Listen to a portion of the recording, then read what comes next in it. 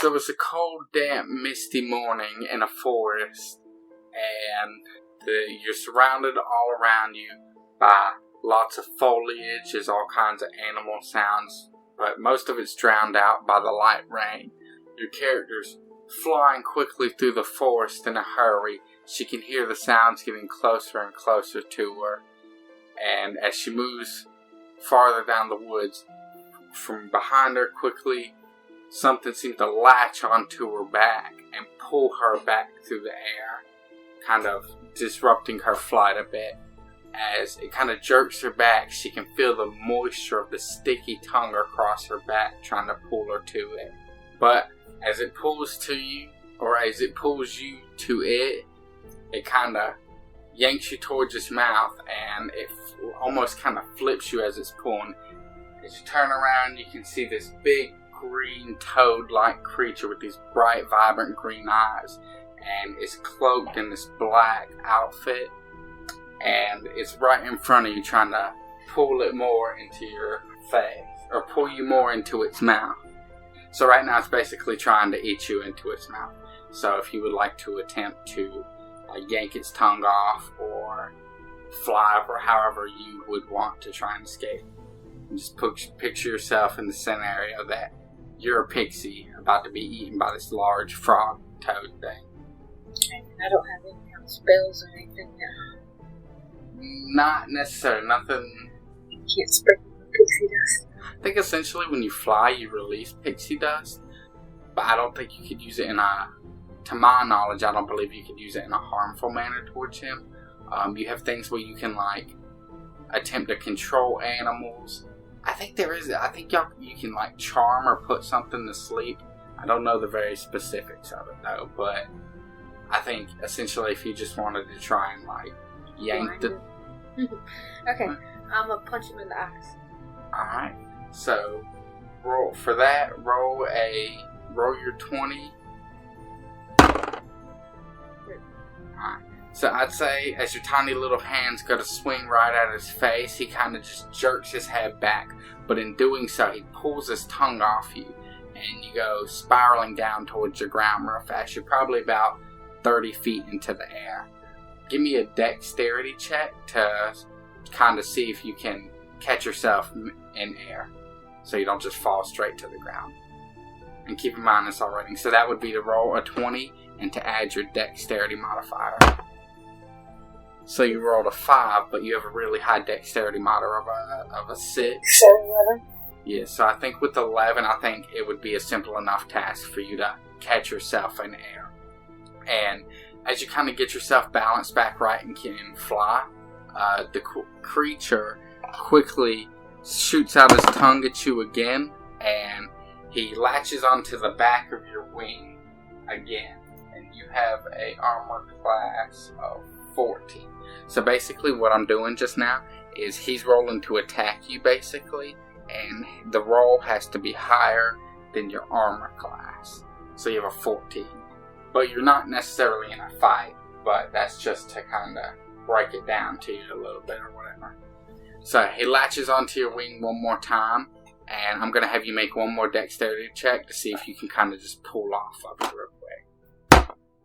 Oh yeah, you jerk your wing off, and his tongue kind of just droops to the ground real fast. And at this point, you just kind of keep flying in the opposite direction. And he's constantly chasing you, but you're staying a little, a step ahead of him. And right in front of you, as you continue going, you see this large tree, and there's just this big hole in it that is almost glowing to you. So you're basically in this big clearing. You're just coming out of this forest, but you're still in the forest. It's just a big open area, and in the center of it is this large tree with this big glowing hole in it. Okay, I'm gonna look around real quick, assess what's going on, and then I'm probably gonna dart into the large below. Okay, so when you say you want to look around, you roll a perception check for that, basically. So that's your D20 plus your perception, which is on the small little row of things, I believe. Okay, so when I roll or do a perception check, will it tell me what's around me? Yeah, it just determines how well, you're seeing things. You may see something that just glancing at originally you wouldn't see. So let's say you roll like a 3, your character don't really take notice of shit, nothing catches their eye. But if you rolled like a 20, you could be like, oh shit, over there just happens to be some toad killer spray, just for an example. Do you come up with that? Like what's tell me around? what I'm seeing? Yeah. So I can't do that? no, you can. You just roll your... Or is that what you rolled? No, that was your last roll. And then you add your perception modifier. Oh, so you got a natural 20. So, as you're looking around right here, you can see this weird thing sticking out on the ground over here to the side, but it's not anything you're really familiar with. And as you peer back towards your glowing hole, you can kind of see, like, homely things in there. Like, at the very far wall behind the hole in the darkness, you almost see, like, a small bookshelf. And you can see, like, a little, like, table almost inside. And behind you, I'd say about 10 feet away, is the toad, which is also known as a banderhob. But nothing else around really catches your eye. Alright. So, I'm darting into the hole. Alright. So, you kind of dart into this hole and crash into, like, the inside of it, just rolling across the ground real quick in the speed you were going at it. And you take a moment to catch your breath, and then you quickly start realizing the environment around you. Inside this tree seems to be a little home. Like I said, there's a little bookshelf. You got a little table to the right side of the room. There's like a little spot where there's like clothes hung up onto the wall, like tiny clothes, pixie clothes per. I can't think of the word I was gonna say, but basically there's clothes that would be the typical size for what you would wear. Also, I didn't actually have you introduce your character or anything, so your character's name is Ruby, and you're playing a pixie. So Ruby has like a bluish teal hair, and across her butterfly-like wings, the trim of it is also that same teal color, and the inside of the wings is like a vibrant lime green. She's got green eyes, and she has a darker patterned green dress on. And she has like a black band around her arm. So that's kind of the visual for Ruby. So you just crashed in here, and you're looking around, and you can see this is obviously some type of home somebody has. Is there anything you'd like to do, or how would you react in this situation? Is there anyone in the home? To what you're in this room you're currently in, nobody is at. Okay, so I would probably start looking around. Maybe, and ask if anyone's there. Alright. So, as you start looking around and you begin to shout out, hey, you notice in the far back left corner of the room is like a carved out stairway. And before you can even get the words out, these people start coming down it. And within a second, you can immediately tell they are also pixies. So the first one to come down, he has red hair, and he looks kind of, I would say, in my opinion, like not an ominous, but like I don't really know how to explain it, but he has like he's got a whole fire ensemble going on, like the red. He has red and black wings with like little white parts to him. He's got really pointy fey ears. He has like what would you say? That's like a carrot top hair style. I don't know how to explain the hairstyle, but he definitely has like a reddish orange hair. Is it curly? Like a short, curly, slicked back, orangish red. He's just pretty much his whole get up. He's got some like red gloves wrapped around his head, and he looks very unpleased with things. And following behind him, coming down the stairs, is another one who is completely dressed in like this lime green, and her wings have a lime green trim with a little bit of blue within the wing, and she's wearing a purple floral headband around her head, and on her side she's got this like green and brown doll attached to her waist.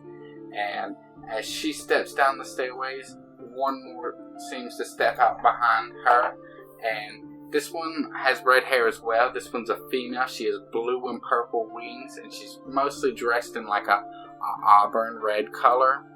And as soon as they step out, the one in the front immediately says, "Oh my God, who are you?" My name is Ruby. He turns and looks at the other two behind him, and he turns to you. How did you get here? Was it the Vanderhob? It was. He was chasing me through the forest. He turns and looks at the two beside him, and then quickly the one with the floral purple bracelet speaks up. "Well, that's how most of us got here. I think they've been trapping us." And then quickly the last one that came out, the female all in the auburn red, she looks over to you and she says, "We haven't been able to leave this place. Every time we try, it's like something's magically keeping us in here." Oh no! And then, as that comes out your mouth, another one steps down from the stairway above. And this one has like a slicked, like half-shaved haircut that's colored teal. And he has like these black and blue, like almost glittery wings to him. He's dressed really colorfully. His shirt or leather top piece is like a purple and a green combination, while he's wearing these pink fluorescent pants possibly, along with some purple like shoes. He steps down into the room and he looks at the situation. He turns to you. "You said your name's Ruby?" Yes. "I am Phiro, and these three," and he quickly points at the auburn-dressed female. "This is Cabney." And he points to the lime green dressed one with the floral purple bracelet. "This is Spore." And then, before he has a chance, the dark, kinda carrot top looking one, he says, "My name is Bramble. I hope you can help us here today." I'll do anything I can. So, the one that came downstairs last, Phiro, he looks to you and he says, "We've been trapped here for quite some time now. Me and Cadme, my sister, we lived here on our own. We inherited this home from our family, but these other two, they were led here just the same you were. It's almost as if there's a reasoning for this." Cadme, the auburn-colored one, she quickly chimes in. We had heard a long time ago that there was an evil hag who lived in this forest, but we've heard so many stories and fairy tales, we didn't really feel we had to worry. Me and my brother have lived here for a very long time, and nothing has ever occurred to us of this nature." What kind of stories about the old hag? Cadme quickly chimes in. "We once had a friend named Moxie who had left and not returned from our home for many years, and when she finally came back, she was no longer the same, and she seemed to fear all around her, having no place in her life for trust any longer. She told us that she was imprisoned by this hag who used a Vanderhob to enforce the imprisonment, and that she was trapped with others as well. She would never really share much information past that, though." Do you think that the Vanderhob is doing her dirty bidding by leading us all here into this home? Bramble, the darker looking pixie, he chimes in. "I think that's exactly what's happened, and I don't know how we're going to get out, but maybe you can help us. Me," and he quickly points over to Spore, which is the purple one. "We were both chased in here, not at the same time, but it was clearly intentional for sure. And I believe that the hag is using us to collect our pixie dust and harvesting it." Wait, right before I came into the hole, I noticed there was something beside the tree, but I did not recognize what it was. Do you think that could be our way out? They all turn to each other with a questioning look. Show us this. Let's look out and see what we see." How can I see out? So it's basically just like an opening in the tree, like a regular hole in the tree, but for something they can look outside, they just cannot get past that. So they begin looking outside, and they notice, along with you, that there is some sort of device that seems to be about 3 feet tall, and it looks pretty similar to what one would consider a staff. On the top of it, there appears to be a purple eye that is radiating a glowing aura off of it. and you had noticed that when you came in, but they have yet to ever see this until now. But none of you are really sure what this is. Bramble steps forward and he pushes people back, and he leans in. This must be some sort of magical device. Maybe this is what's keeping us in here. I agree with you. Damn old hag. When Spore's looking out the window, she looks at everyone pretty confused, and she turns. I don't see this thing you guys are looking at. And everyone quickly looks outside to make sure they see it, and then they turn back to her. What do you mean you don't see it? Says Bramble.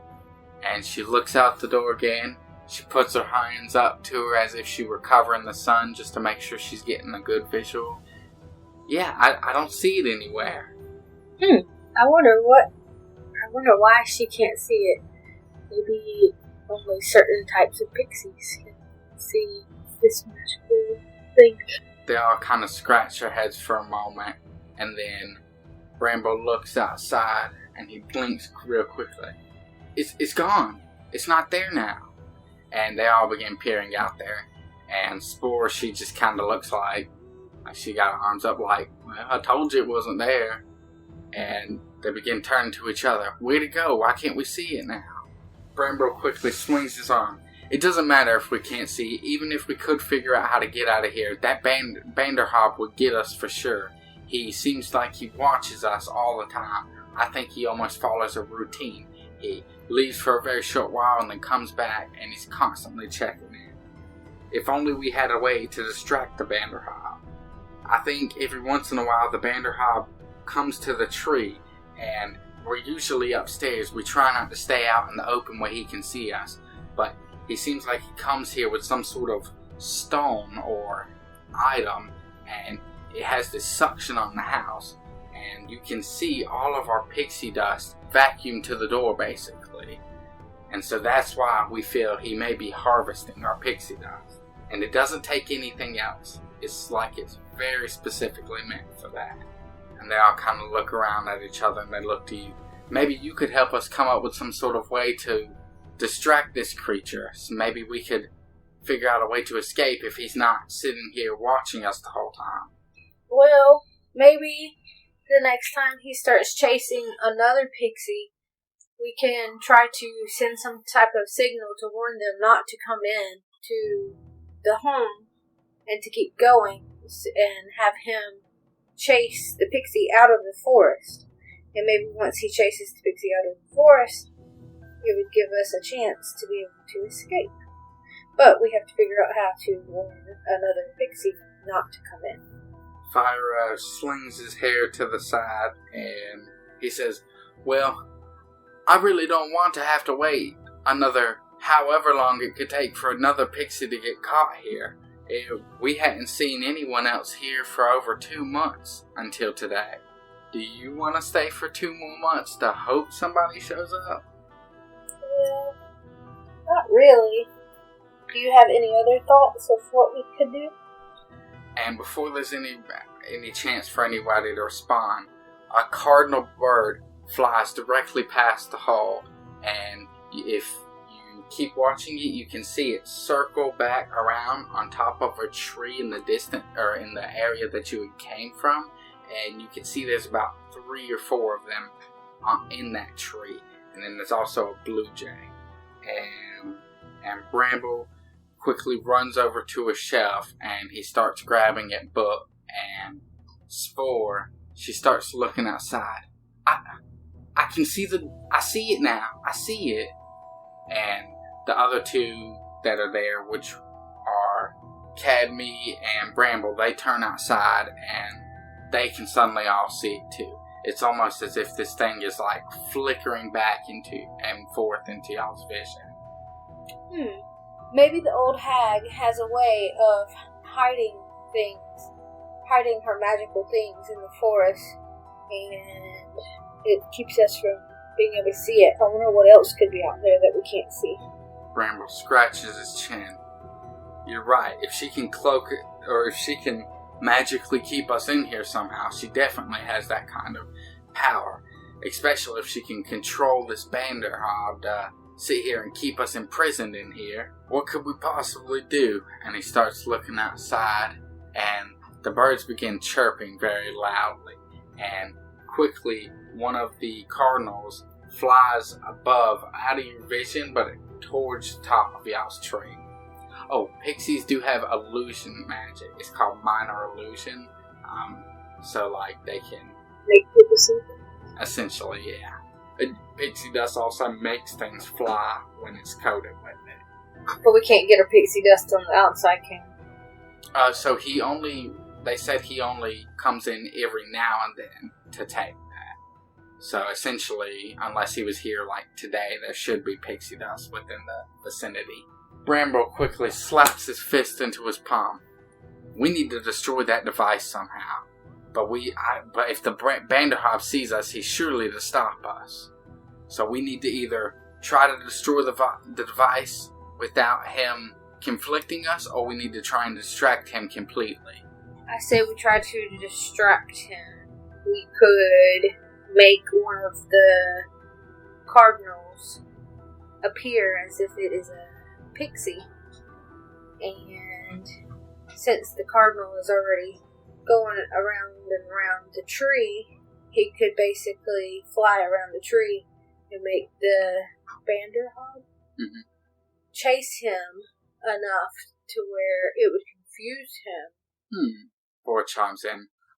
I like that idea, but we haven't had really any food. We're barely, able to stand here. It's only by our little bit of life force that we're still going. Perhaps you could use your ability to do it. We just don't have the energy for us to cast an illusionary spell right now. I'll give it my best shot. So, how would you like... So you said you're going to make one of the cardinals look like it, right? Like a pixie?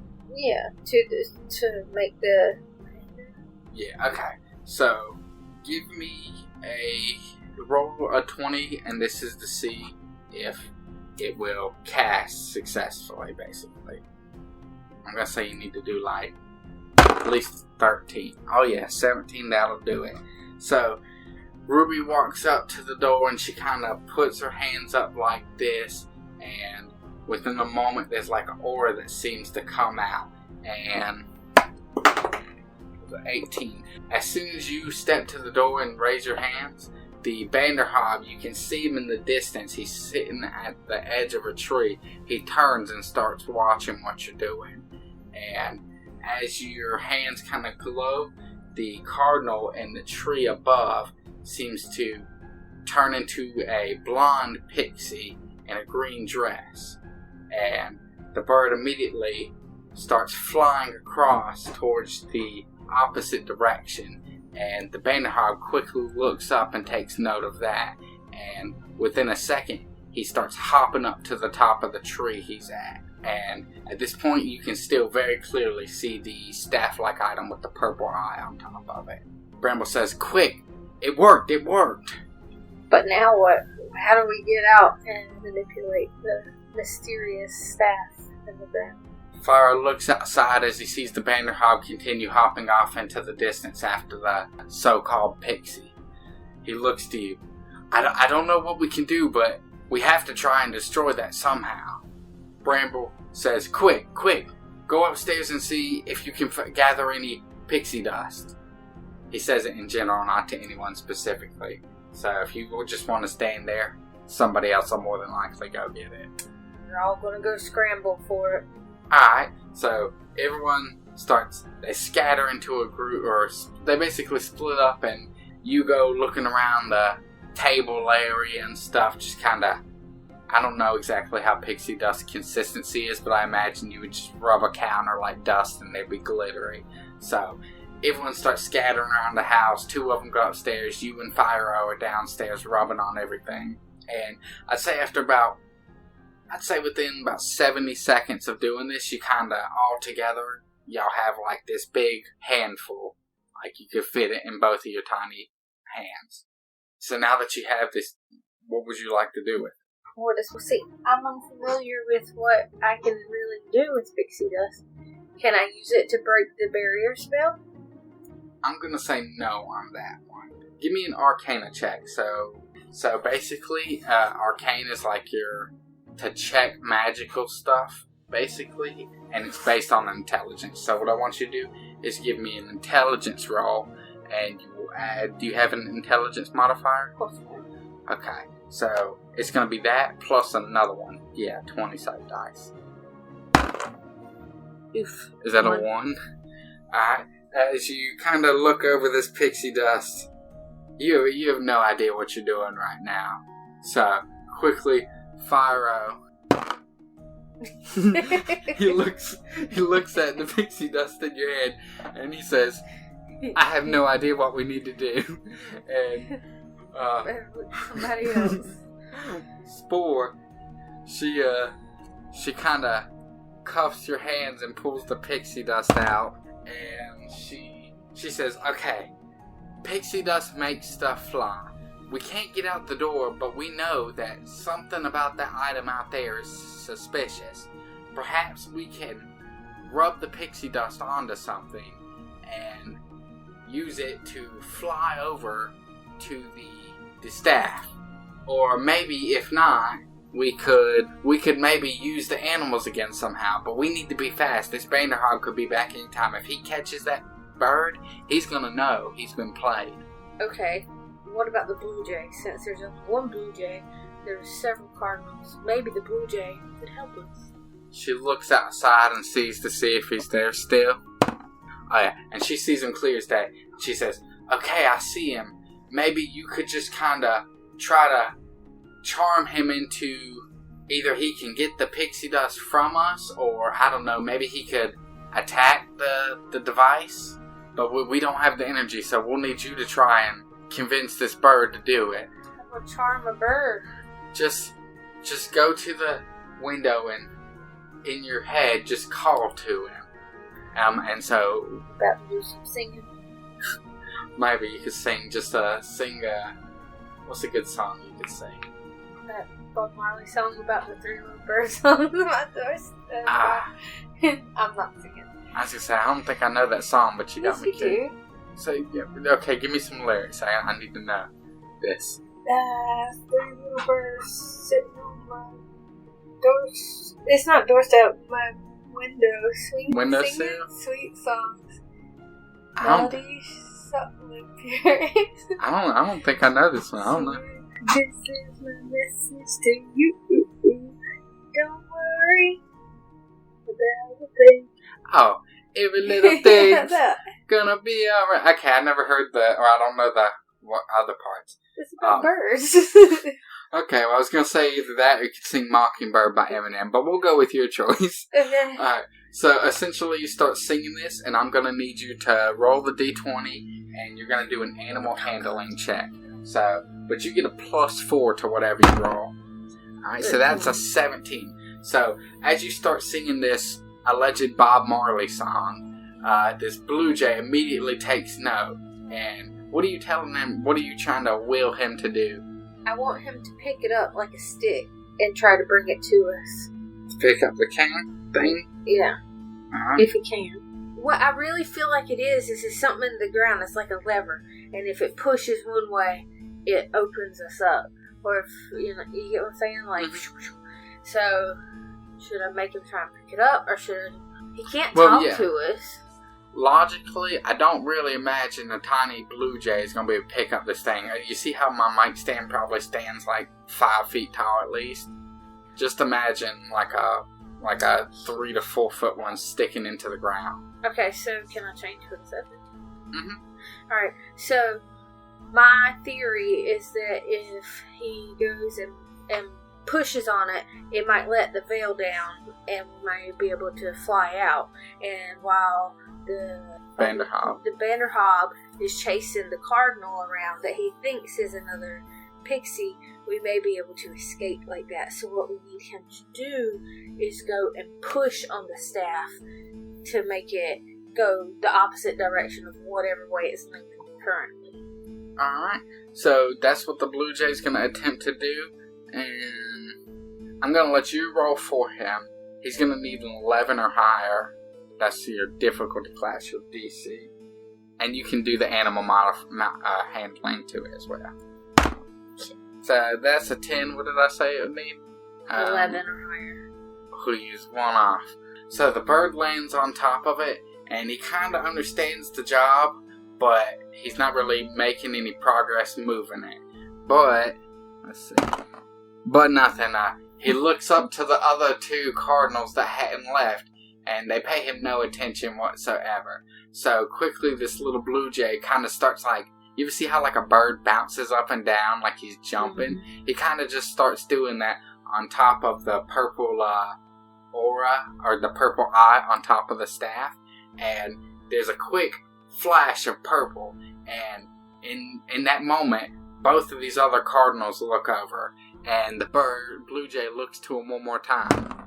And there's a second hesitation, and the cardinals just look to him, and then the blue jay starts squawking. Ah, ah, ah. What sounds do blue jays make? I don't really know what distressed blue jay.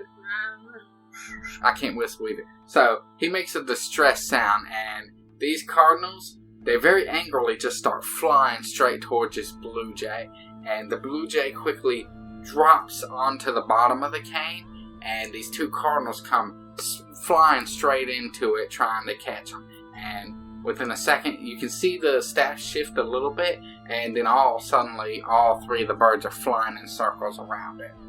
But that's all they're doing. You can tell these 2 cardinals are now chasing it. Bramble, the intimidating-looking pixie, he says, "Quick, try and get one of the other birds to do it too." Do we have more pixie dust? You never used the pixie dust. You just used your, you tried to charm it. Yeah, so y'all still got the whole thing of pixie dust. Okay, so I'm gonna sing another song and charm another bird. Okay. Alright, so roll one more time with a +4 to whatever it rolls. Or +5, actually. So, 15. Alright, so... Where'd you get the +5? So you get +4 for your animal handling, and your intelligence says +1, right? Yeah. So you add both of those along with your roll. So you got 15, and the cardinal that is leading the chase against the blue jay, he immediately gets the message and knows what's going on. So he falls out of line and flies onto the top. And the blue jay quickly flies up there and kind of arches himself on the side along with it of this purple eye. And the stray cardinal, he kind of stops for a moment, and he has no idea what these other 2 birds are doing. But since his buddy cardinal was doing it, he also flies on it. And the 3 of them all begin to start doing this little hop thing. And the more they hop on it, the more you see this purple flicker. And within about 4 or 5 more big hops, suddenly the flicker goes out and the purple eye is no longer lit up. Fyro quickly says, "Now, that must be it. Somebody try to leave." And not Ruby, but Cadme quickly sticks her hand right out the door, and she turns. It's open. Everybody, let's go. We should all go together so that we can split up if the Bander Hop comes after us. It's Hob, like Calvin and Hobbes. Oh, I thought it was Hop because he hops like a frog. That should have been right. That would have made sense. But, alright. So you say that, and Bramble, the asshole-looking one, he waits no time. He immediately darts out the door and starts flying away. And the rest of you guys quickly follow. And it's still a little bit misty outside. You know, you've only been in there for probably 40, 50 minutes. And so you guys are flying real fast through this, trying to get away. And these birds are flying along the sides of y'all. So I'm going to need you to give me a dexterity check. Which is, so you just roll and add your dex modifier. Which you have a really high one. That's a +6. So. A 9's not quite as nice. You've used a little bit more of your magic than you're used to on the average. So at this point, you're not flying quite as fast as you would like to be. And you quickly hear from behind you, "Oh my god!" And if you peek around behind your shoulder while you're flying, you can see the Bander Hob is following behind you, hopping from tree to tree, and he's catching up fast, right? And the Bander Hob, you see him shoot his tongue at the pixie in the very back, which happens to be Cadme, and he misses. His tongue immediately hits, or as she slips out of his path. It hits against the tree, and he uses his tongue against the tree to pull closer to it. And he continues hopping behind you. And Cadme is in a huge panic now. And she's moving a lot slower, but a lot faster at the same time. Like she's panicked and being more careless with her flying forward.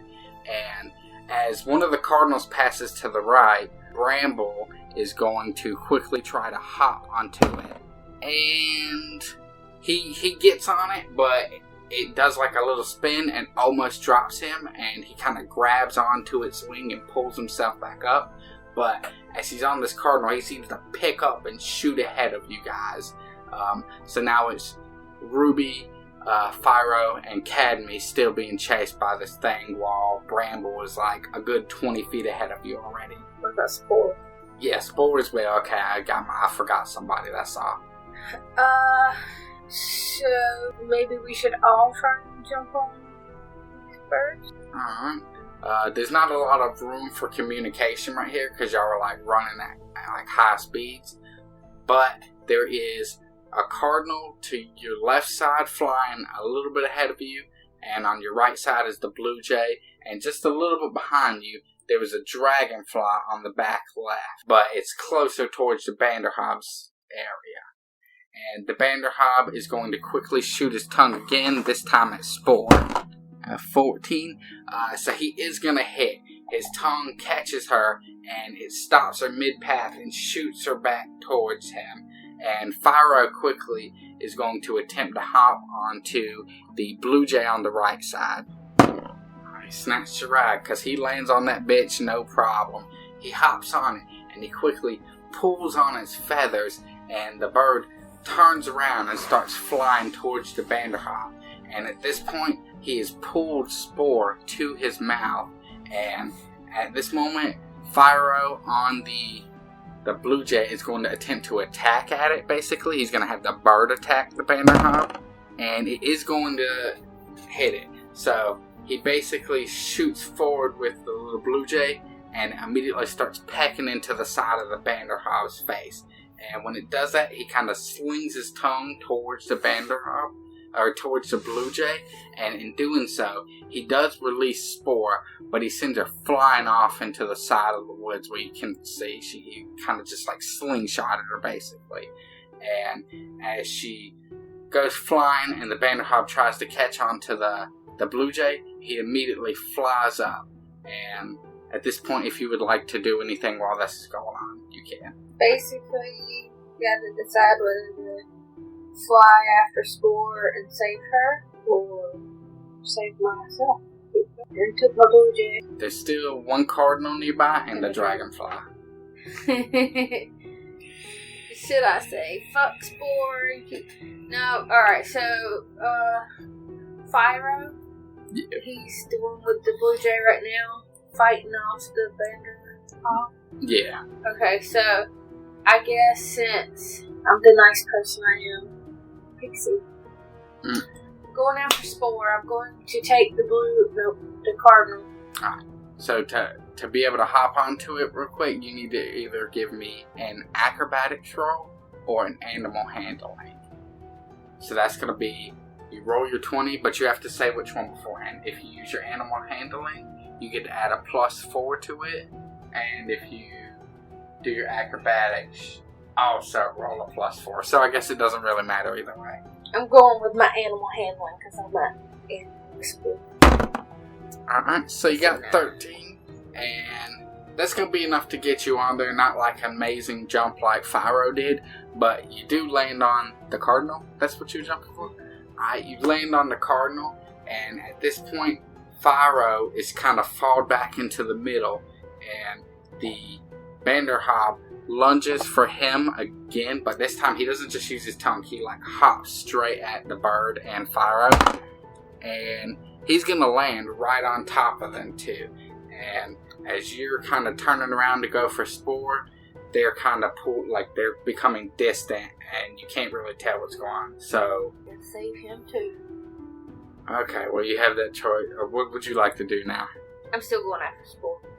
Alright, so you leave Fyro and the Banderhob to deal with their own situation, and you go flying into the woods. Now give me a perception check to see if you can find Spore. That's going to be that plus 4.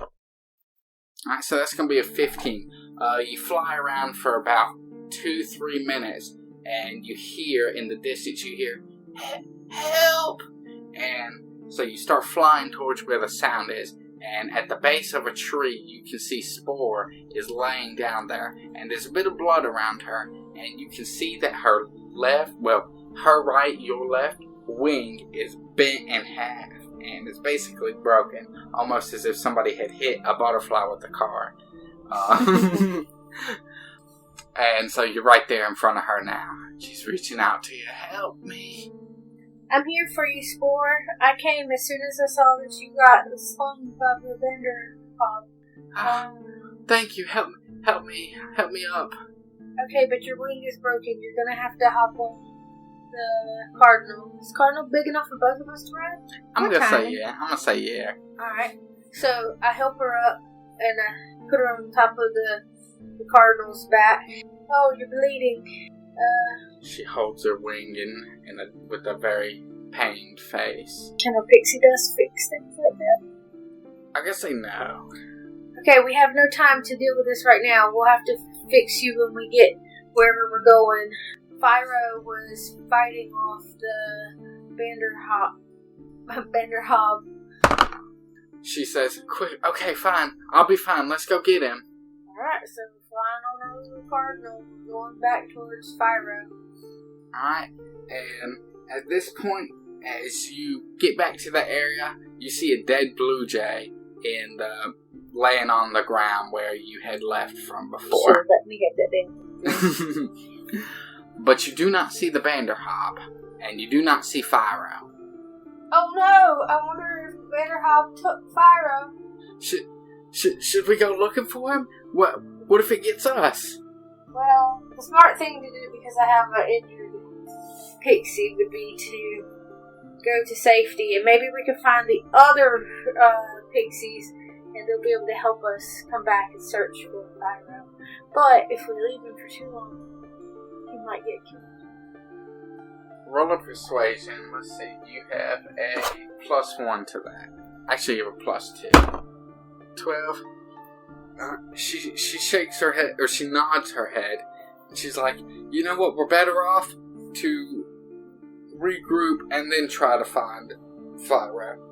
Okay, sounds good. Let's keep going, and maybe we'll run into some of the others. So y'all fly forward in this direction y'all were heading, and y'all probably fly on your Cardinal for a good 10-15 minutes before you kind of reach like the outer line of these woods, and you can see Bramble on his Cardinal. I believe he got on.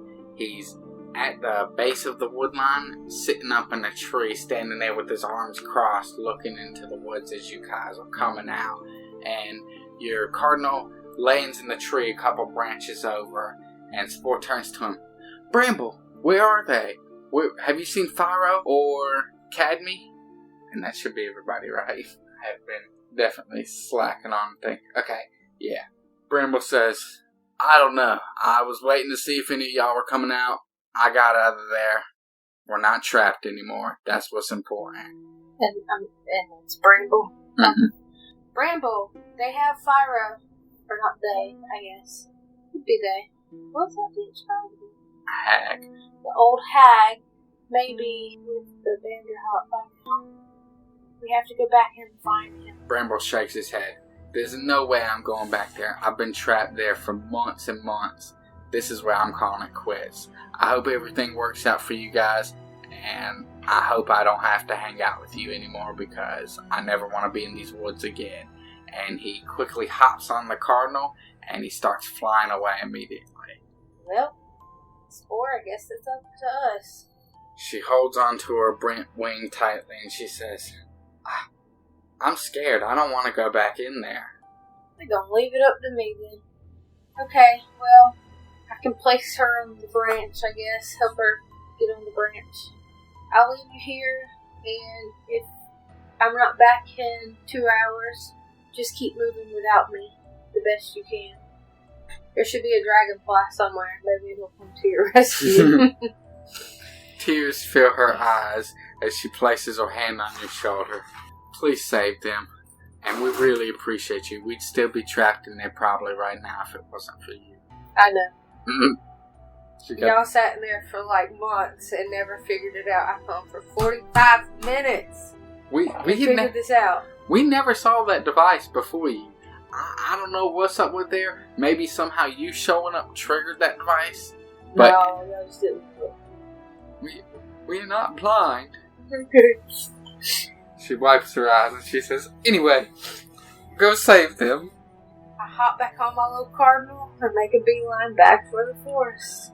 Alright, so you only travel about, I'd say 5 minutes this time, as quickly on a dragonfly you see Cadme flying forward real fast towards you, and she kind of pulls on the dragonfly to stop it, like a sliding motion in there, like whoosh, like you would see a horse trying to stop. And she turns to you. Did you guys get out? We did, but Sporus hurt and Fyro got caught by the Banderhop. I'm renaming him. We can call him Banderhop for this. Okay. Fyro was caught by the Banderhop, and what's that? The Bramble, right? Mm-hmm. Bramble left us. He said he wasn't coming back to help, so I was on my way to go look for you and Fyro. She nods and kind of, as her jaw's a bit dropped, and she says, "Where's Spore now?" I left her on a tree. I told her to give me 2 hours, and if I hadn't returned, to continue on the journey as best as she could. Okay. She kind of looks down and she thinks to herself for a moment, and then she looks back to you. Do you want me to come with you, or do you want me to go make sure Spore's okay? I would prefer you come with me because I feel like I'm going to need some help. If Fyro is hurt, I may have to fight off the Banderhop by myself. She says, okay, I'll come with you, but I don't think any of us would stand a chance against that thing. Well, let's hope that Fyro got away. Mm-hmm. So you'll kind of line up your little cardinal dragonfly combo and start flying back in the distance. And you go for about another 10 minutes before getting back there, and you can see where the dead blue jay is. A little bit in the distance, the Banderhop is hopping back towards y'all, but you don't see anything else aside from him. Oh shit, let's make a beeline. Mm-hmm. So she quickly whips her dragonfly, like, upward, going towards the top of the tree line in hopes to avoid being seen. Maybe we need to find out where he stays at all the time, or where the old hag lives. Maybe that's where Fyro is. I don't see him anywhere else. She looks at you and she says, well, we've been here a really long time, and we'd never seen the hag, and the Banderhop is pretty much, I'd say 9 times out of 10, always outside the tree. So I'm not sure how well he could be to leading us back to the hag. Maybe we should check the tree again. Maybe Fyro thought about going back to the tree for safety. She nods. That's a good idea. Let's go. So y'all fly back that way, but you're kind of flying high to try and be as discreet as possible. And as you get back this way, the tree no longer has that glow that it did the first time you saw it. And the staff is completely gone from the ground this time. And y'all fly your way back over. The Banderhop, whatever, the Bander, having not seen y'all this time. And y'all get back to the tree, and upon looking into it, you really don't see anything. You don't see any remnants of Fyro having come back. Cadme turns to you. He's not here. I really wanted him to be here. Well, it's been about an hour and a half now since I began my journey back into the woods. We should really be getting back to Spore. She nods her head. Maybe he'll find his way to us. We can only hope. So, y'all disappointedly turn around and start flying your birds over all these treetops, and your dragonfly, excuse me. And this time, you do pass over the Vanderhob, like you're not enough that he would probably see you. Well, I guess that means he did see you. He sees you pretty well. And so as you guys are flying over, he immediately starts shooting his tongue towards the top of the branches and flying up the tree, so he's following on top of the trees this time. He quickly goes to shoot his tongue at Cadme, I believe was who was with you, but he misses. He hits the tree top beside her, and she kind of tries to pick up speed real quick, and she says, "Ruby, quick, keep going." I'm assuming you would probably try and, like, you know how they do horses, like they whoosh, whoosh. I guess essentially you could do that with your cardinal. And this time, as you guys are going fast, he's going to attempt to shoot his tongue at you as he's trying to keep up, but he's getting I'd say every 10 seconds, he's getting a good 5 feet backwards. And does that make sense? But this time, as he shoots his tongue at you, he does not hit you, but he hits the back of your cardinal. And as he yanks, he does not pull the cardinal with him, but he yanks out a bunch of its tail feathers, and it kind of darts downward like that. And upon the feather, like, if you look and see where the feathers are stuck to his tongue, you can also see a purple shoe is stuck to his tongue. Is that Fire's shoe? It looks quite similar. Oh no. At this point, Cadme's, in a panic because it's currently attacking you, so she's not too focused on what she's hearing. And at this point, as the Vanderhob pulls off the feathers and everything, he drops to the ground, and y'all seem to be getting out of his reach. He gets further and further out of your distance. And at this point, you're not really being chased at this moment. Cadme, I don't know if you saw, but there was a purple shoe in the Vanderhop's mouth. I think he called Fyro. We should get going out of these woods. She gives you a very disdained look, and she doesn't say anything, and she begins flying up. There's just an awkward silence for the rest of the trip until y'all get back to the tree. So, y'all make your way, and as soon as Spore sees you, she starts kind of, "Oh my god, I didn't think you guys were coming back." And y'all quickly land your birds and dragonfly over there. Cadme hops off, and she looks at Spore, and she just shakes her head as tears come down her face. I don't think you made it. And Spore puts her hand over her mouth, but doesn't say anything. I go up to Spore, and I pat her very gently over her back. It's okay. We need to get out and keep going now. Cadme places her hand gently on the other arm or whatever of Spore, and she says, "We will leave, and we'll let everyone know. Don't come here. No pixie should ever be around here again. They will be hunted." This is the Forbidden Forest. The Forbidden Forest. I like that. So, there's kind of a look between all of y'all, and Cadme turns, and she looks to you, and she says, "I'll take Spore with me, and I'll go find Bramble," because I think Bramble and Cadme were brother and sister, if I'm correct. She says, "I'll go find Bramble, and we'll make sure we tell everyone, and you tell everyone you meet as well, and we'll meet up real soon."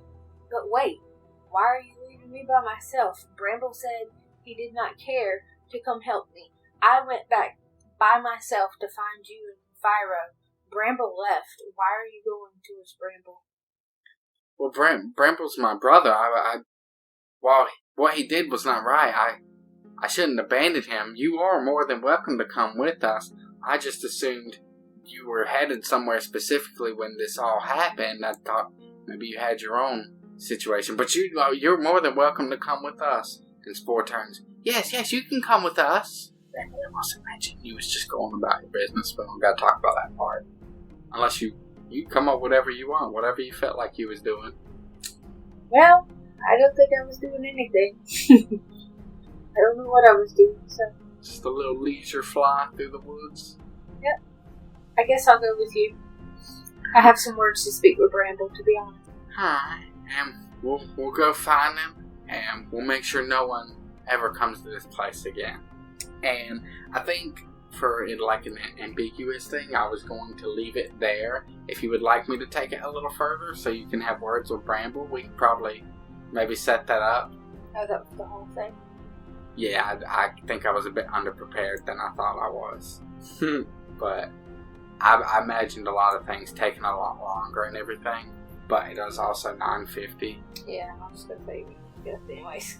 So I think I'll leave it that. You, the injured Spore, and Cadme all hop on your Dragonfly and Cardinal, and y'all set off on your search for Bramble to aggressively scold him and warn all other pixies not to come through this area that y'all now know as the Forbidden Forest. I feel like Ruby's a sassy pixie compared to the others. I think you're kind of dumb. Yeah, maybe a little bit, yeah. But I definitely was trying to do it in a perspective of you were running the show, not so much as them. I was just talking about that bitch going back for her brother. He abandoned her. He literally said, I don't want to see any of y'all anymore. And this coming from, okay, we watch Vampire Diaries on the regular. How many times does Stefan and Damon do the same thing even though they know they shouldn't? It's a sibling thing. He straight left that girl in the woods, though, to die. Okay, well, he's more of a piece of shit, I guess. But, I mean, you could just tell from the smug way he carried himself and the way he was dressed that they'll see later that he was a piece of shit. Alright, poor little naive girl. Alright.